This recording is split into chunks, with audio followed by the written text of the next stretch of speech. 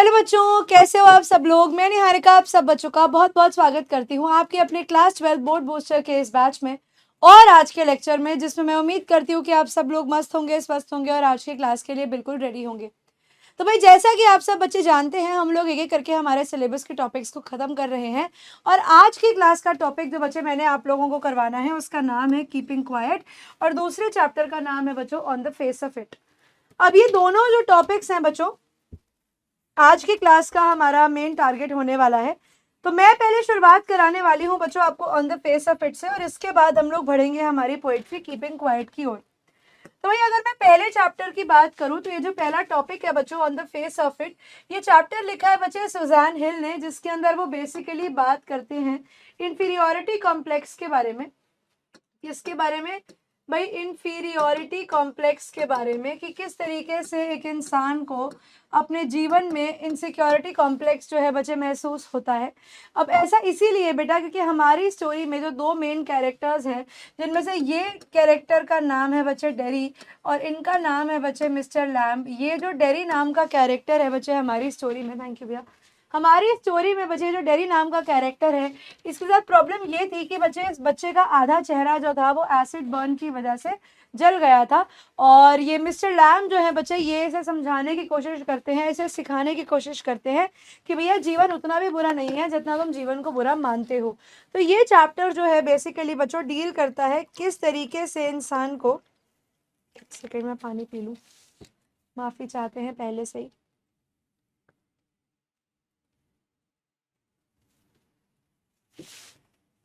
तो ये चैप्टर जो है बच्चे डील करता है कि किस तरीके से इंसान के जीवन में अक्सर बहुत सारी परेशानियां आती हैं और इंसान किस तरीके से अपने जीवन में उन परेशानियों को हैंडल करता है, जिसमें कहीं ना कहीं बच्चे कभी कभी इंसान बहुत क्लूलेस हो जाता है, उसे समझ में नहीं आता क्या करना चाहिए। तब बच्चे उसे कहीं ना कहीं से एक मदद की जो है किरण दिखती है, कि उम्मीद की एक किरण दिखती है, और हमारे इस डेरी के लाइफ के अंदर बच्चे मिस्टर लैम भी वो उम्मीद की किरण है। तो ये स्टोरी लिखी है बच्चे सुजान हिल ने, जो कि 5 फरवरी 1942 में पैदा हुई थी। ये एक इंग्लिश नॉवेलिस्ट हैं और एक नॉन फिक्शन राइटर भी। इनके काम जो है बच्चे उसमें the women in the black, the mist in the mirror, in the king of the castle, ऐसे कुछ प्रोमिनेंट वर्क्स हैं बच्चे। For our work I am the king of the castle उन्होंने सॉमरसे मॉघम अवार्ड इन 1971 जीता था। 2012 वाले birthday honours में बच्चे she was named as the commander of the order of the British Empire, कि उनकी जो कॉन्ट्रीब्यूशन थी लिटरेचर को लेकर। शी इज रिकॉग्नाइज बच्चे for delving into the worries and loneliness. इनकी जो कहानियां हैं वो अक्सर जीवन की वरीज और कैसे एक इंसान लोनली महसूस करता है उसके ऊपर बेस्ड हैं, with her work reflecting genuine grief as well as hope. इनके काम से आप दुख जो है वो भी समझ पाते हो और एक होप जो है वो भी देख पाते हो।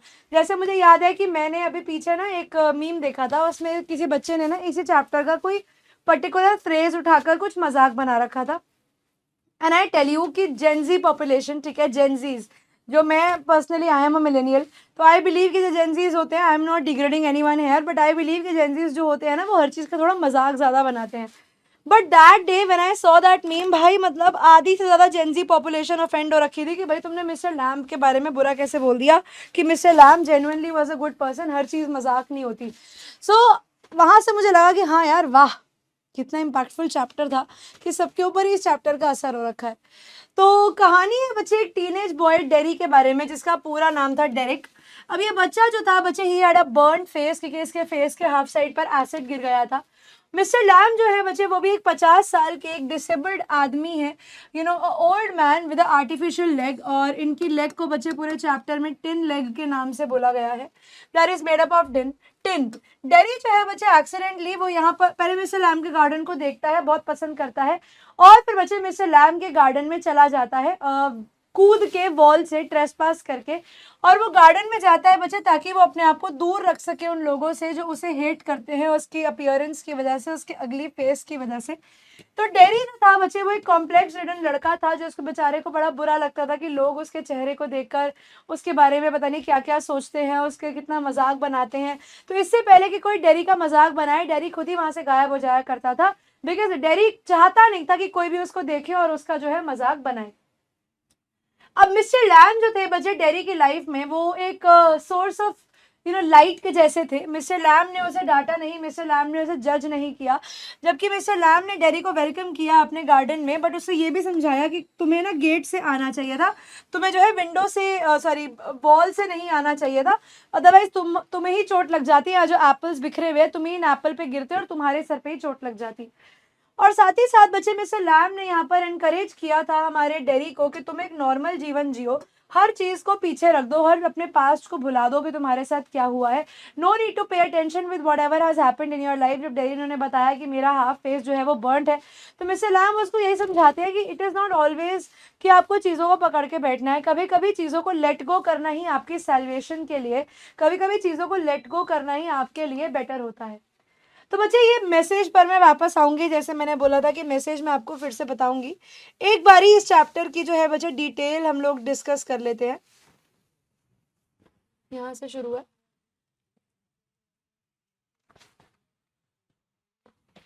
सारे पढ़ते हैं, चलो थीम से ही पढ़ते हैं। इस चैप्टर का मैसेज क्या है बच्चे? इस बेसिकली प्ले का मैसेज ये है कि स्कार्स जो है बच्चे वो किसी भी इंसान को चेंज नहीं करते, और इस चैप्टर में वो डायरेक्टली तुम्हें इंसिडेंट नहीं पूछेंगे, वो इसका मैसेज, इसकी कहानी ही पूछेंगे। अब मिस्टर लैम ने बच्चे डेरी को यह समझाया कि देखो तुम्हारे जो स्कार्स है, तुम्हारा जो चेहरा जला हुआ है, ये तुम्हें एज अ पर्सन चेंज नहीं करता। You have 2 eyes, you have brain, you have a tongue, you have years, you have a full fledged functioning body.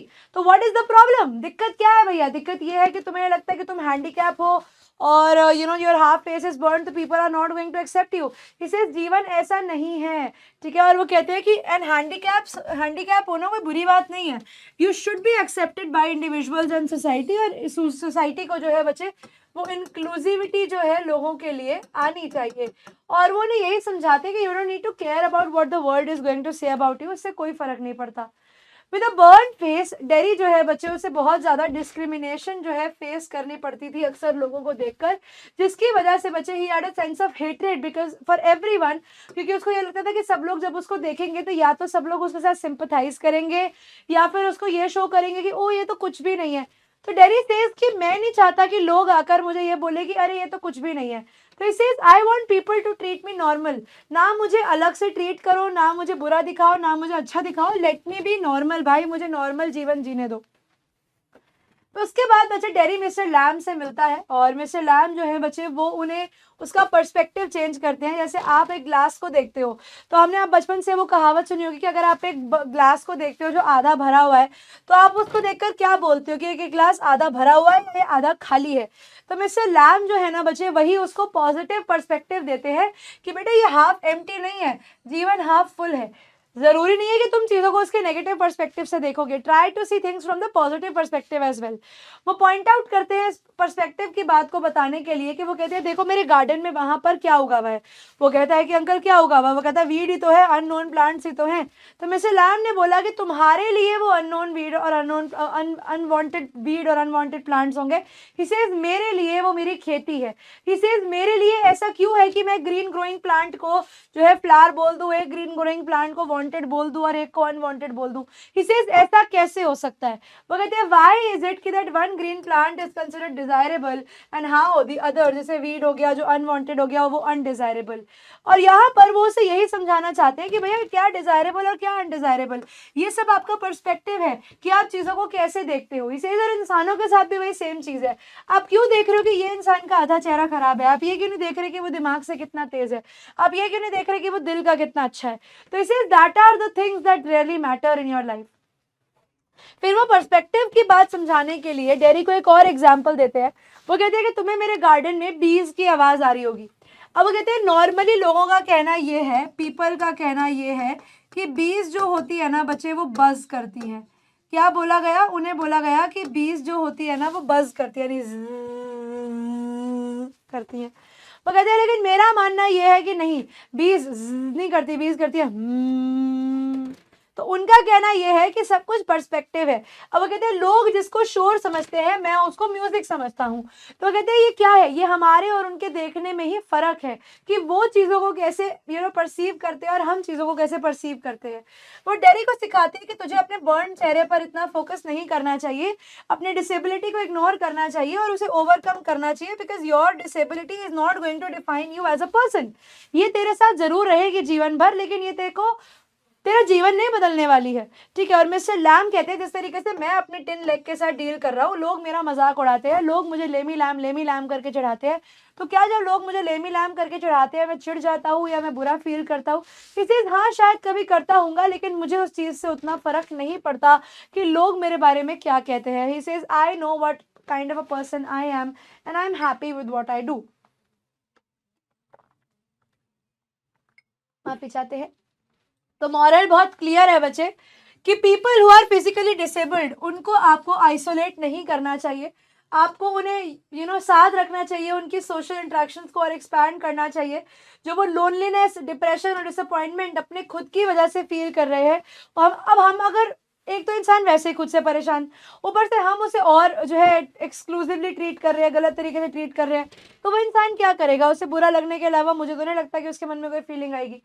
तो मिस्टर लैम यहाँ पर डेरी को भी कहते हैं कि ये सब डिपेंड करता है हमारी इंडिविजुअल परसेप्शन के ऊपर कि आप चीज़ों को कैसे लेते हो। Think of beauty for one while that may be abuse for others. तो यहाँ पर वो उसे ब्यूटी एंड द बीस्ट की रेफरेंस भी देते हैं।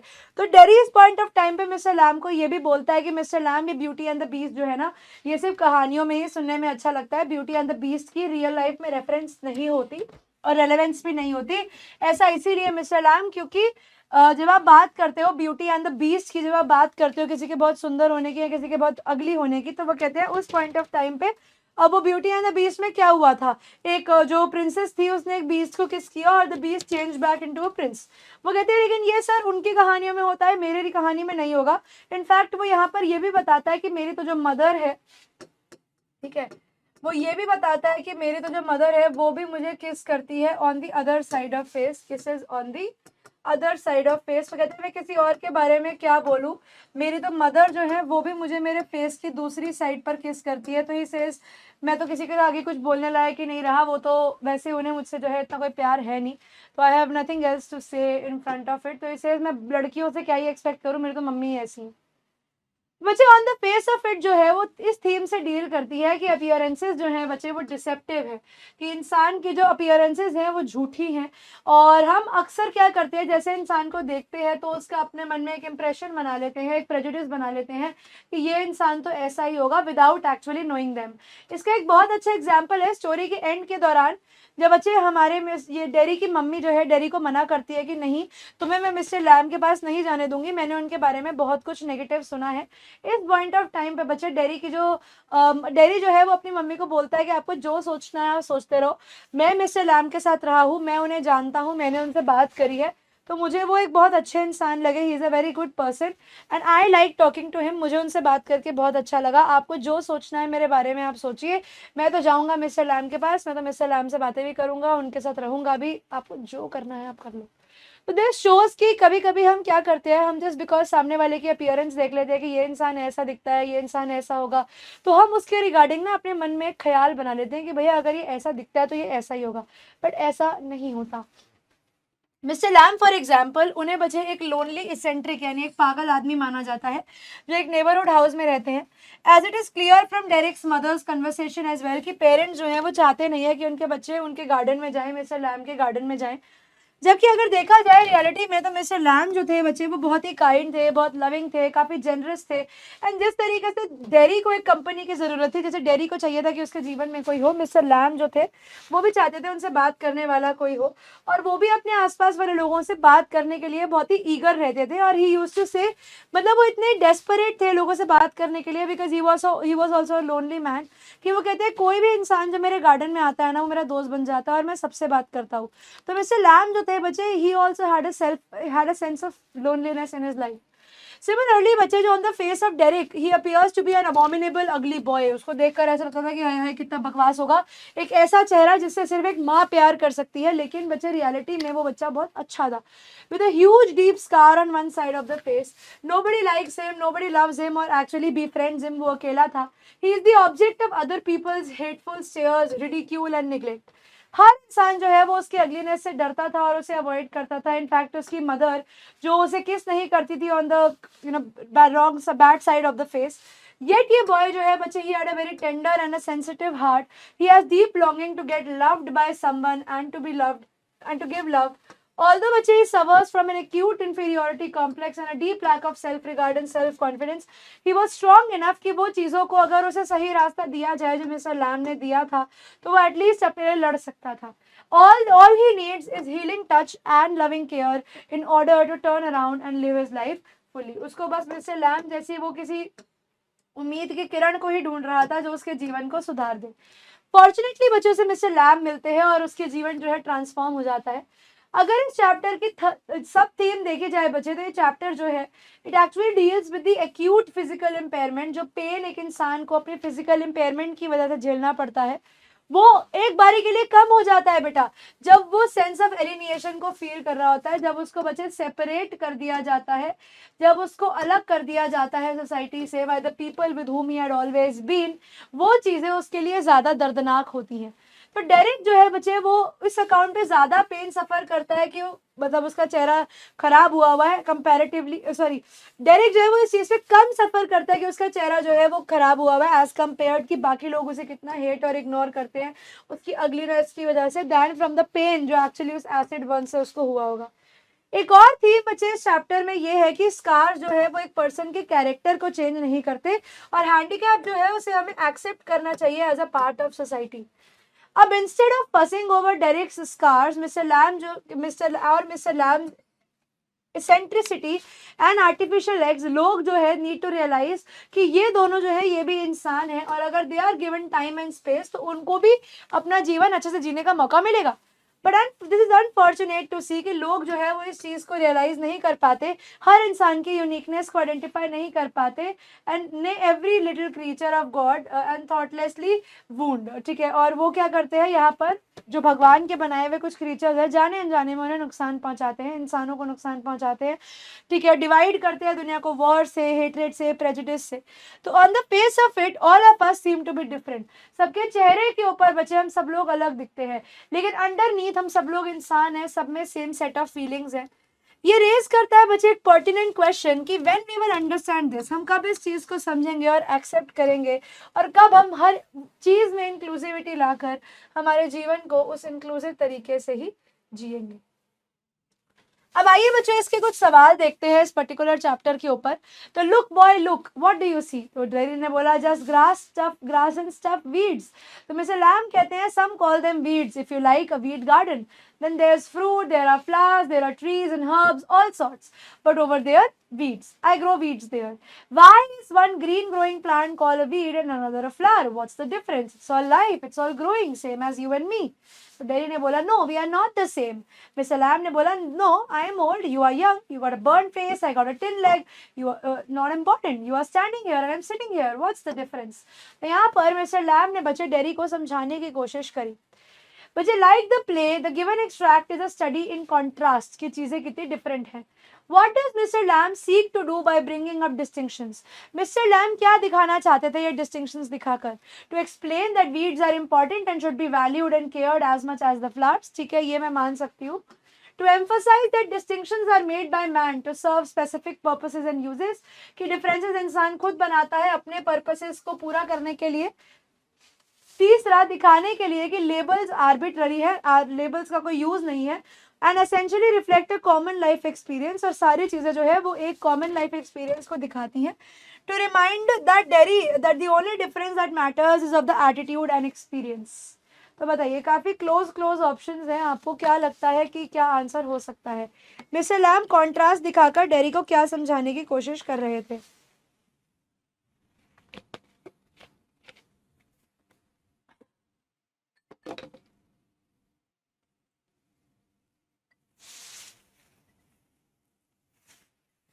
हैविंग वाटर, माफी चाहते हैं, पता नहीं इतनी प्यास क्यों लगती है मुझे।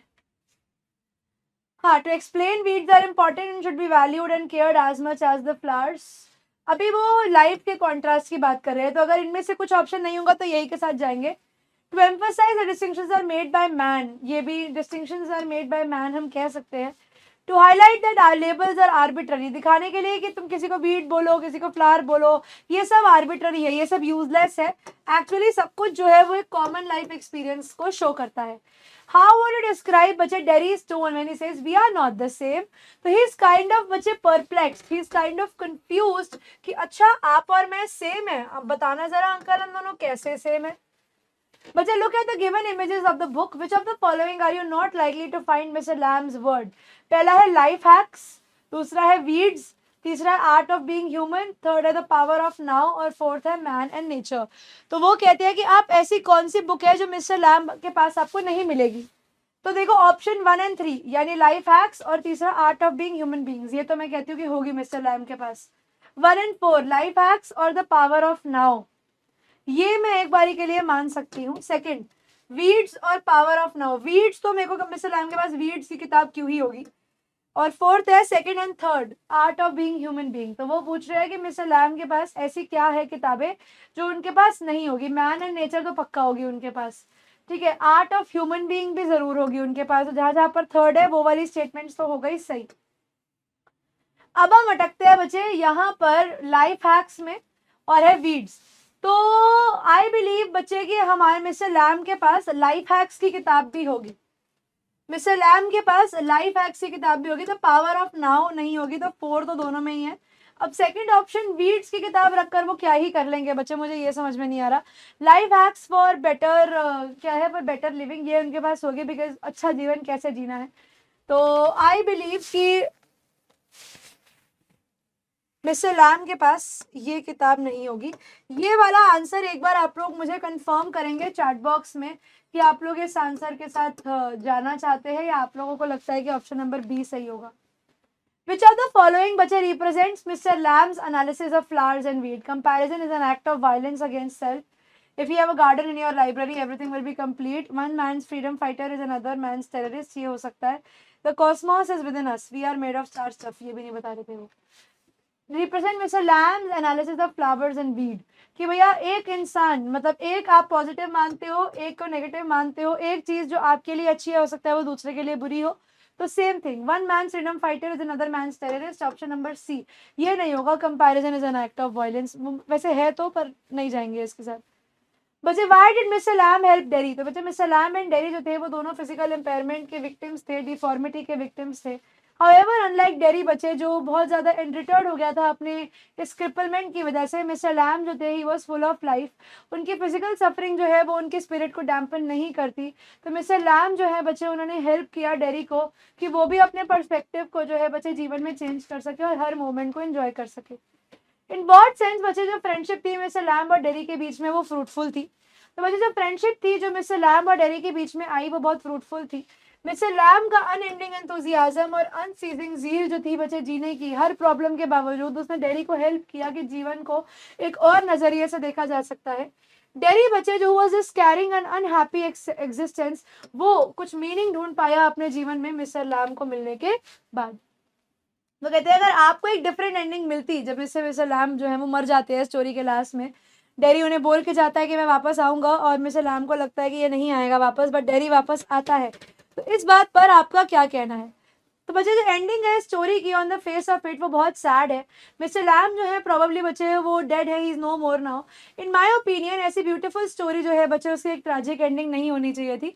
डेरी को मिस्टर लैम्ब को बचा लेना चाहिए था आखिरी में अगर मेरे हाथ में स्टोरी होती, क्योंकि मिस्टर लैम्ब जो है वही डेरी की उम्मीद के ही किरण थे और अब आपने डेरी के जीवन से वही छीन लिया तो डेरी का लाइफ और सैड हो जाएगा। ये एक मैसेज देता बच्चे हमें होप का, और मिस्टर लैम्ब जो है would have also got to know that Derry came back, क्योंकि उन्होंने बोला था कि कोई भी वापस नहीं आता और उन्हें यह भी देखने को मिलता है कि डेरी भी वापस आया है। तो मिस्टर लैम्ब जो अपने खुद के प्रॉब्लम्स और अपने डीमंस से लड़ रहे थे वो भी इस चीज को जो है बच्चे एक्सेप्ट कर पाते। बच्चे, what is the bond that unites the two, old Mr. Lamb and Derry and the small boy? How does the old man inspire the small boy? तो बच्चे, Derry, who was a small boy, had the side of his face burnt as acid has fallen over it. Thus, बच्चे, he grew up to be withdrawn and very defiant, rude and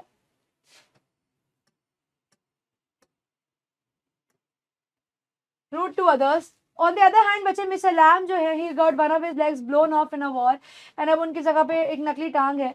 वो अकेले रहते हैं बच्चे, but unlike dairy, वो अपने handicap को अपने जीवन को रूल नहीं करने देते.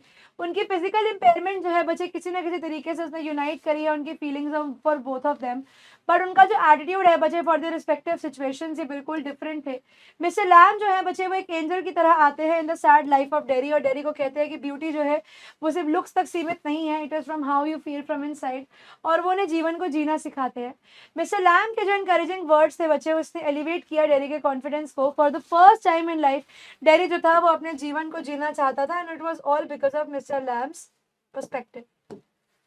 अब बच्चे, now last question here, how does Mr Lamb's meeting with Derry become a turning point in Derry's life? तो बच्चे, डेरी की जो एसोसिएशन थी मिस्टर लैम के साथ, उसने उनके जीवन को एक बिटर, पेसिमिस्टिक, सैड लाइफ से एक मैच्योर, कॉन्फिडेंट पर्सन में चेंज करा था. उनका एटीट्यूड जो था बच्चे जीवन की तरफ, it had gone under a transformation. वो इनकरेज हुए थे मिस्टर लैम की अनएंडिंग एंथुजियाज्म और उनकी जील से जीने को लेकर. मिस्टर लैम का अनफेलिंग ऑप्टिमिज्म ने हेल्प किया था डेरी को कंप्लीटली ट्रांसफॉर्म होने में. मिस्टर लैम की जो कन्वर्सेशन थी बच्चे उनके साथ हर चीज़ के बारे में, and everybody being essentially the same, उनकी notion of beauty being relative के बारे में, उनकी प्रिटी गर्ल्स के बारे में, प्यार के बारे में, वो कॉन्सेप्ट, वो फ्रेंडशिप के बारे में बात करना बच्चे, उसके इंसिडेंट के बारे में खुल के बात करना, ये सब ने डेरेक को बहुत इंस्पायर किया. और ऐसा पहली बार हो रहा था कि डेरेक ये सब बातें किसी से कर पा रहा था अपने जीवन में. तो ग्रेजुअली डेरेक जो है वो अपने मन के सारे ओल्ड फियर्स को शेड कर देता है और लाइफ को रीडिस्कवर करता है. वो सारी जॉयज जो है मिस्टर लैम के साथ एक्सपीरियंस कर पा रहा था, बातें सुन रहा था उनकी और बहुत फैसिनेट हो रहा था. रेन ड्रॉप्स फॉलिंग, पिटर पैटर ऑन द रूफ. उसने अपनी मम्मी को भी बोला कि आप नहीं बिलीव करोगी, आपको बिलीव नहीं करना चाहिए सारी चीज़ों पर जो आप सुनती हो, actually see for your self and analyse for your self. तो डेरेक जो है बच्चे, उसकी जो ब्रीफ एसोसिएशन थी मिस्टर लैम के साथ, वही उसके जीवन का सबसे बड़ा टर्निंग पॉइंट जो था बच्चों बन गया था. ठीक है, आई होप यहाँ तक बच्चों आप लोगों को ये चैप्टर समझ में आ गया होगा, क्योंकि इसी के साथ बच्चों अब हम लोग शुरू करने वाले हैं हमारी क्लास का सेकंड टॉपिक, जो होने वाला है कीपिंग क्वाइट. तो भैया हमारी क्लास का आज का सेकंड टॉपिक होने वाला है कीपिंग क्वाइट, और ये जो पोएट्री है बच्चों, इसे लिखा है पाब्लो नेरूदा ने. अब अगर बच्चों मैं बात करती हूँ कीपिंग क्वाइट की, तो देखा जाए तो ये एक इमेजिनरी सिचुएशन वाली पोएट्री है. हम ये कह सकते हैं बच्चे कि इस पूरी पोएट्री के अंदर हमारे पोएट ने इमेजरी का यूज़ किया है, बताते हुए बच्चों कि किस तरीके से इंसान का जो जीवन होता है, अगर एक समय हम सब लोगों को ऐसा मिल जाए जिस पे हम सब के सब चुप कर जाए और हम लोग इंट्रोस्पेक्ट करें हमारे एक्शंस को, हम लोग इस चीज़ को जज करें कि हम लोगों ने हमारी लाइफ में जो भी एक्शंस किए हैं या जो भी चीज़ें बच्चे हम हमारी लाइफ में करते हैं, उनका क्या इम्पैक्ट होता है सामने वाले के ऊपर और उसका क्या असर होता है बच्चे सामने वाले के ऊपर और हमारे ऊपर. ठीक है, तो ये चैप्टर जो है ये पोएट्री जो है बच्चे, ये हमको सिखाती है सेल्फ इंट्रोस्पेक्शन. ठीक है, ये पोएट्री हमको सिखाती है कि इंसान किस तरीके से अपनी खुद की चीज़ों को जज करता है, ये देखता है कि इंसान खुद कहाँ पर स्टैंड कर रहा है. तो ये पोएट्री लिखी है बच्चों पाब्लो नेरूदा ने, जिसके अंदर वो कहते हैं now we will count to 12. तो पाब्लो नेरूदा कहते हैं कि अब हम लोग गिनेंगे 12 तक, and we will all keep still. तो यहाँ पर बच्चे वो लोगों को बोलते हैं कि आप 12 तक गिनिए. यहाँ पर 12 को तक गिनने के बच्चे 3 रेफरेंसेस मानी जा सकती हैं. एक दिया जा सकता है बच्चे आवर्स ऑफ द डे. ठीक है, हमारे दिन के घंटे. ठीक है, दूसरा जो बच्चे दिया जा सकता है यहाँ पर वो आपको दिया जा सकता है मंथ्स ऑफ अ ईयर. ठीक है, मंथ्स ऑफ अ ईयर. और बच्चे ये दिया जा सकता है आपको आपका ज़ोडिएक साइंस, यानी आप लोगों के जो भविष्य राशिज होती हैं वो भी 12 होती हैं. तो यहाँ पर बच्चे हमारा 12 जो है, क्योंकि वो एक ऑस्पिशियस नंबर माना गया है, क्योंकि वो एक आइडियल नंबर माना गया है यहाँ पर, इसीलिए हमारे पोएट कहते हैं कि तुम 12 तक गिनो, क्योंकि 10 तक गिनोगे बहुत कम हो जाएगा, 15 तक गिनोगे बहुत ज़्यादा हो जाएगा, तो बीच का नंबर 12. और क्योंकि बच्चे ये hours of the day and months of a year दिखाता है, स्पेसिफिकली वो टाइम को दिखाता है जिसमें इंसान अक्सर बिजी होता है, जिसमें इंसान पूरा टाइम काम कर रहा होता है, तो इसीलिए बच्चे यहाँ पर यूज़ किया गया है now we will all count up to 12. तो पोएट कहते हैं कि दुनिया के जितने भी लोग हैं, आप, मैं, हम सब लोग मिलकर अब क्या करेंगे, हम सब लोग 12 तक की गिनती गिनेंगे, ठीक है। We will all count to 12 and we will all keep still. और वो कहते हैं और उसके बाद हम सब क्या करेंगे, हम सब ऐसे स्टिल खड़े हो जाएंगे, नो मूवमेंट।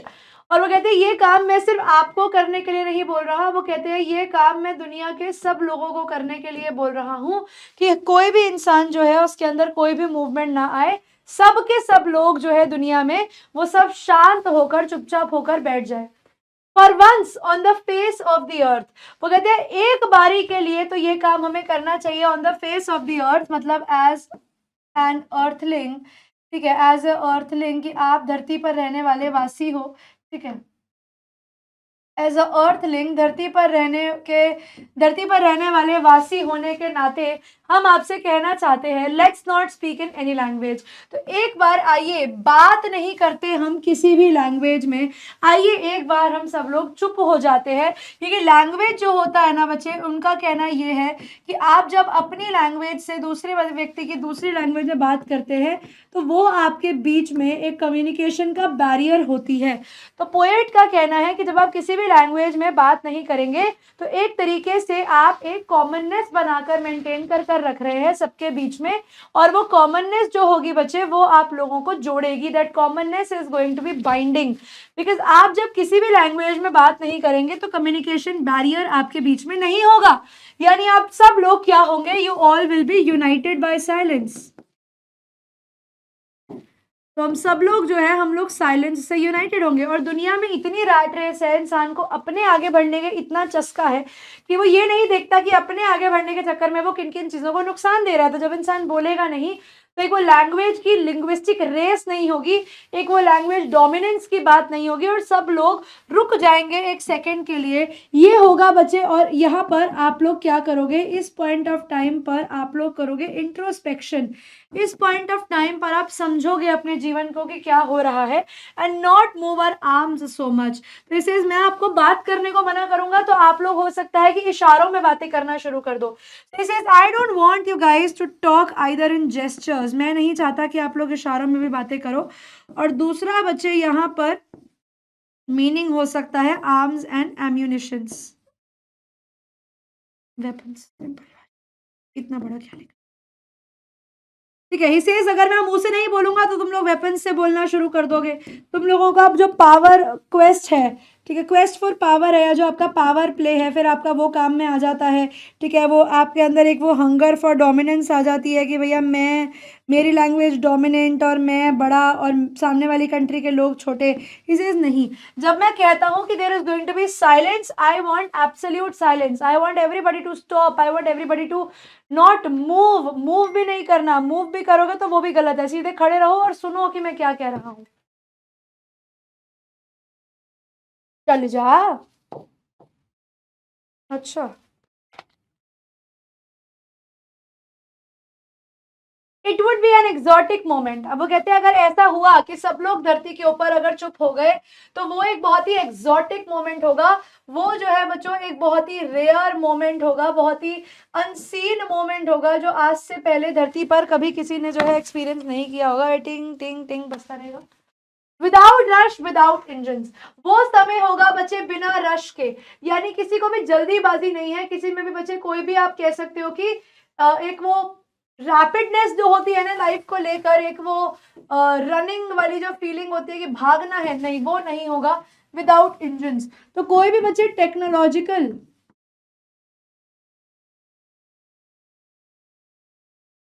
कोई भी बच्चे टेक्नोलॉजिकल आप कह सकते हो कंस्ट्रेंट भी नहीं आएगा।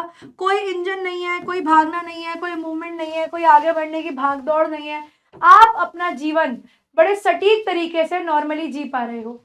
We would all be together in a sudden strangeness. वो कहते हैं ऐसे सिचुएशन में हम सब लोग साथ होंगे इन अ सडन स्ट्रेंजनेस। ये बहुत सडन होगा, बहुत ही एब्रप्ट होगा, क्योंकि वो कहते हैं मैं आऊंगा और दुनिया में सब लोगों को इन ऑल द कंट्रीज बोलूंगा कि चुप हो जाओ।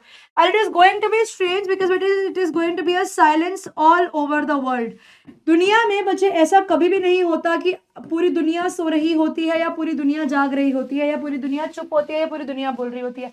ऐसा कभी भी नहीं हुआ। जब हम यहाँ सोते हैं तो बच्चे वर्ल्ड के दूसरे कोने में दिन हो रहा होता है, और जब हमारे यहाँ पर दिन होता है तो बच्चे वर्ल्ड के दूसरे कोने में रात हो रही होती है। तो वो कहते हैं जब दुनिया में आज तक सिमिलैरिटी कहीं भी नहीं देखी गई, और उस समय पर बच्चे जब दुनिया में सब लोग चुप हो जाएंगे, किसी भी कंट्री के कोई भी सिटीजन सब चुप हो जाएंगे, पूरी दुनिया एक जैसी होगी, वो कहते हैं वो एक बहुत ही सडन और बहुत ही स्ट्रेंज और बहुत ही एक्सोटिक मोमेंट होने वाला है।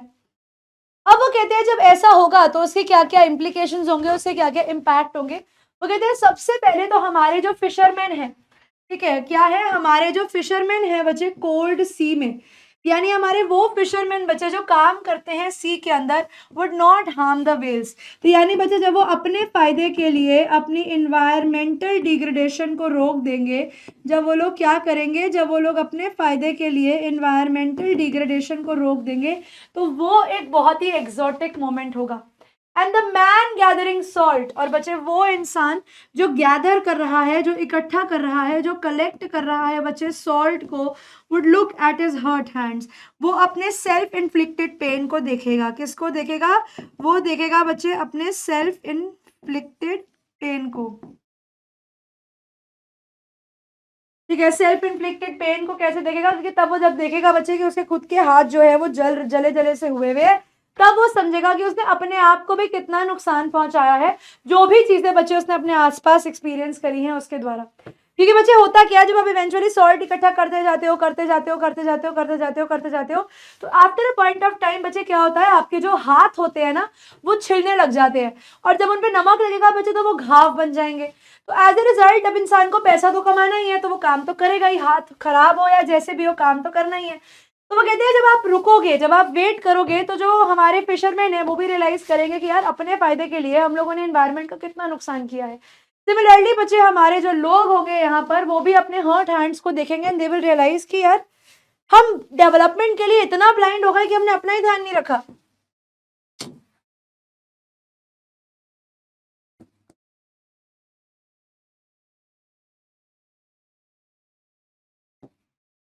दे are also blinded by development.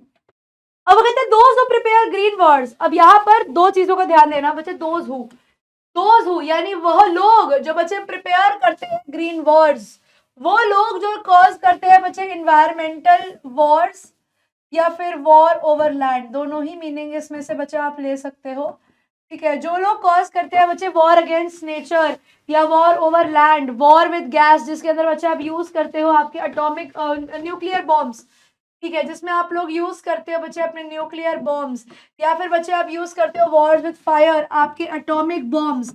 अब वो कहते हैं ये सब क्या है, ये सब हम सब लोगों को नुकसान पहुंचा रहा है। At the end of the day आपने वॉर कर ली, सब कुछ कर लिया, वो लोग जिन्होंने इन वॉर्स को प्रिपेयर कराया, preparators of war, at the end of the day क्या हुआ, there is victory with no survivors. अंत में आप जीत तो गए, ठीक है, अंत में आप जीत तो गए, but what is the idea behind winning, जीतने का कोई फायदा हुआ, this victory with no survivors, आप जीत गए, आपको जीत हासिल हो गई, लेकिन आपके पास बेटा कोई सर्वाइवर्स ही नहीं है आपकी सेलिब्रेट करने के लिए, no one to celebrate, none to celebrate. आपके पास तो बच्चे आपकी जीत को सेलिब्रेट करने के लिए ही कोई नहीं है।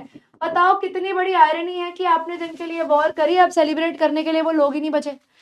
अब वो कहते हैं जिन लोगों ने green wars, wars with gas, इन सबको बनाया, अब ये लोग जो है वो पुट ऑन क्लीन क्लोथ्स, अब वो साफ कपड़े पहन लेंगे, ठीक है, ताकि दिखाने के लिए कि उनका जो भैया कैरेक्टर है, जैसे उनके कपड़ों के साथ साथ उनका कैरेक्टर भी साफ हो गया, उनका चरित्र भी साफ हो गया। And walk about with their brothers, और ये लोग क्या करेंगे अपने ब्रदर्स के साथ, यानी अपने बाकी कंट्रीमैन के साथ घूमेंगे, ठीक है। Now they will be with other people in the shade, ठीक है, हिडन, बिल्कुल छुपे हुए, डूइंग नथिंग, ठीक है, showing as if they are innocent. तो इसे आपको ये चीज समझनी पड़ेगी कि आपके पास ही है, आपके आसपास ही है वो भेड़िया, ठीक है, जो दिखाता है कि वो भेड़ है लेकिन होता वो भेड़िया है, ठीक है। वी हैव वुल्फ, ठीक है, वी हैव वुल्फ्स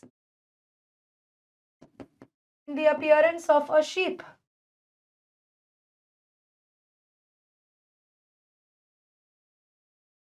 ठीक है। तो कहते हैं आपको समझना पड़ेगा कि जो लोग आपको देखकर लगते हैं कि ये तो कुछ कर ही नहीं सकते, ये वही लोग हैं जो वॉर करवाएंगे और बाद में अच्छे बन जाएंगे। What I want should not be confused with total inactivity। इसे जब मैं चाहता हूँ कि आप ऐसे खड़े होकर सोचें, तो मैं ये नहीं चाहता कि आप ऐसे खड़े खड़े सो जाए, He says, I don't want what should be confused with total inactivity. He says, मैं नहीं चाहता कि आप लोगों के मन में लेथार्जी आए, मैं नहीं चाहता कि आप लोग लेजी हो जाए, मैं नहीं चाहता कि आप लोग जो है अपने आप को बहुत ज़्यादा जो है ऐसा स्लगिश बना दें और कुछ सोचे ही नहीं. He says, नहीं, क्योंकि मेरे को जीवन ऐसा नहीं चाहिए. He says, मैं चाहता हूँ कि अगर आप सीधे खड़े हैं तो एक शांत पानी जो होता है बच्चे वो गहरा समुद्र होता है. आपने सुना ना कि शांत पानी अक्सर गहरा होता है. इसलिए मैं चाहता हूं कि आप लोग शांत हो जाओ ताकि आप लोग वो गहराई को समझ पाओ, ताकि आप लोग बातों की डेप्थ को समझ पाओ कि क्या करना चाहिए और क्या नहीं करना चाहिए. Life is what it is about. वो कहते हैं जीवन इसी का नाम है. I want no truck with death. He says I want no truck with death. He says I don't want people to die. वो कहते हैं मैं नहीं चाहता कि लोग मरे.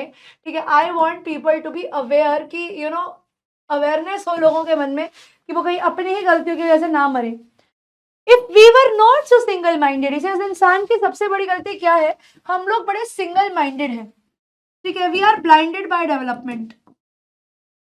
भैया हमें आगे बढ़ना है, हमें ग्रोथ चाहिए, हमें जीवन में आगे निकलना है, हमें ग्रोथ चाहिए.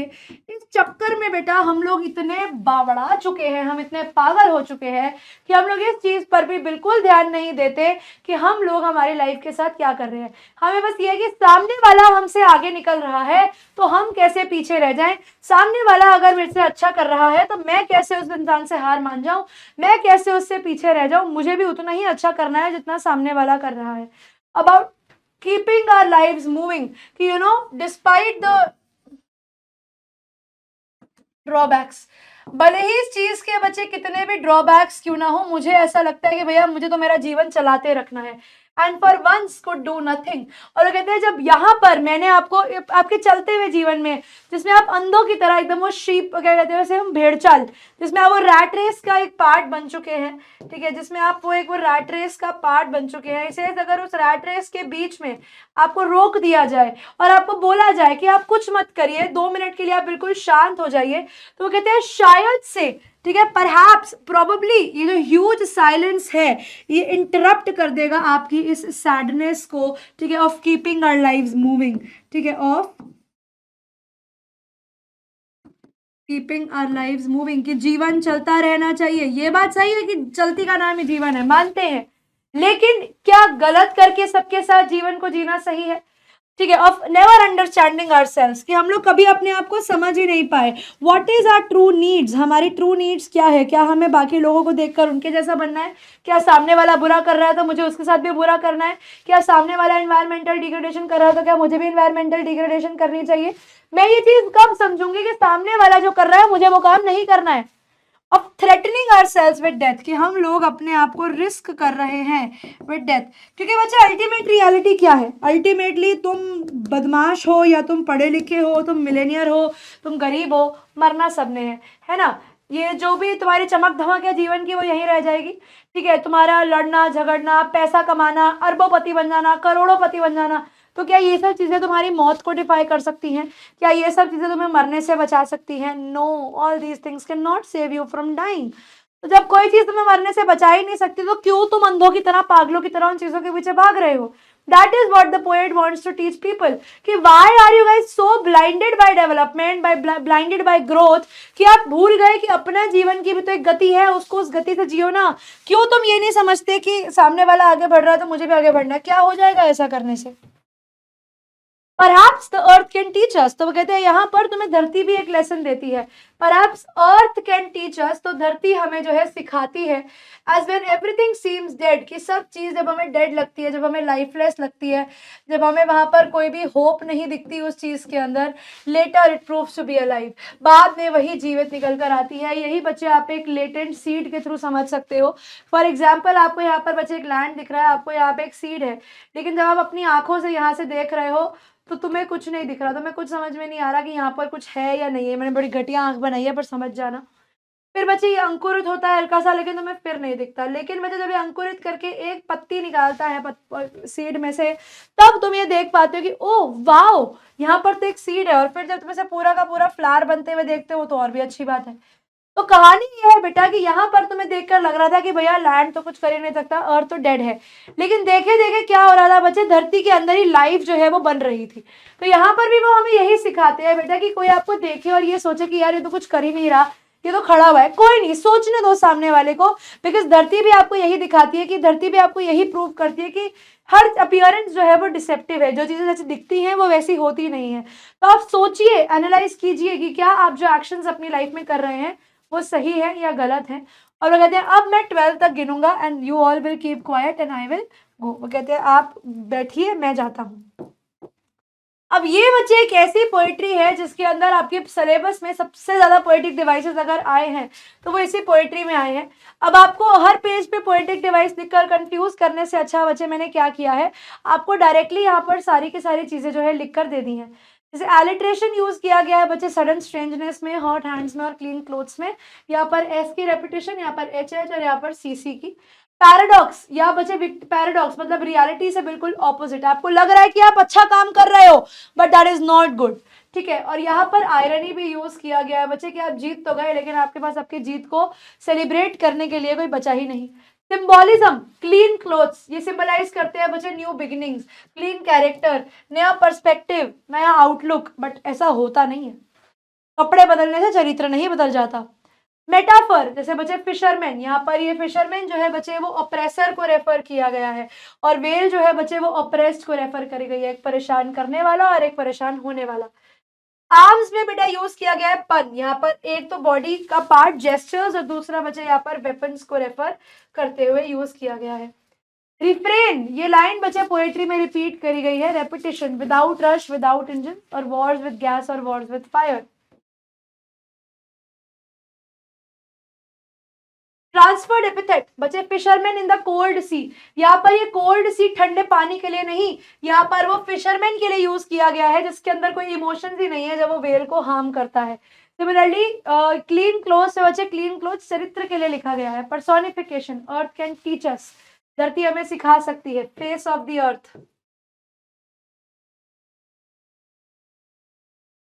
पर्सोनिफिकेशन के एग्जाम्पल है। अब आइए देखते हैं बच्चे इसका एक्सट्रैक्ट, ये रहा extract for once on the face of the earth, यही वाला पैराग्राफ है, देखते हैं क्या सवाल है। यहाँ पर बच्चे लेट्स जो है वो क्यों यूज किया गया है, to initiate a conversation between the poet and the reader, to invite reader as a part of the poem's larger call to humanity, welcome readers to the world of poem and its subject, address readers as fellow members of human race, ताकि बच्चे वो larger call to humanity को समझ पाए और कुछ करें कि चलो मिलकर कुछ करते हैं। तो बच्चे मार्गरेट एटवुड ने बोला था कि लैंग्वेज जो है वो हमें डिवाइड करती है फ्रैगमेंट्स में, I want to be whole, मैं बन के एक रहना चाहती हूँ। चूज द ऑप्शन बच्चे जो करेक्टली कमेंट करता है relationship between Margaret Atwood's words and the line from the let's not speak in any language. तो यहाँ पर बच्चे एटवुड जो है वो एंडोर्स करती हैं नेरूडा की कॉल कि आप किसी भी लैंग्वेज में जो है बात नहीं कीजिए। एंडोर्स करने का मतलब होता है बच्चे प्रमोट करना, तो वो प्रमोट तो नहीं कर रही इस चीज को।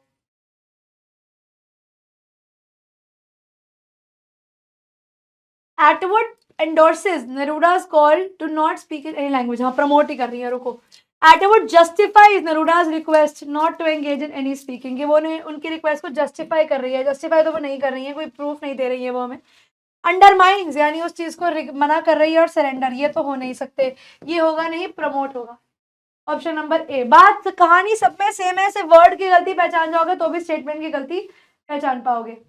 बच्चे why do you think the poet employs the word like exotic and strangeness, तो बच्चे उन्होंने ऐसे वर्ड्स का यूज जानकर किया है यहाँ पर हमें, to highlight the importance of everyone being together suddenly for once, कि सब लोग मिलके एक साथ रहे एक बारी, to emphasise the frenetic activity and chaos that usually envelops human life, अक्सर यही होता है कि हमारी जो फ्रेंजी में इंसान रहता है, to indicate unfamiliarity of sudden moment without rush and without an engine, ये भी सही है, to direct us towards keeping quiet and how we would all be together in that silence. तो यहाँ पर बच्चे आपको 4 ऑप्शंस दिए गए हैं, सोचिए कि इसका आंसर क्या होगा।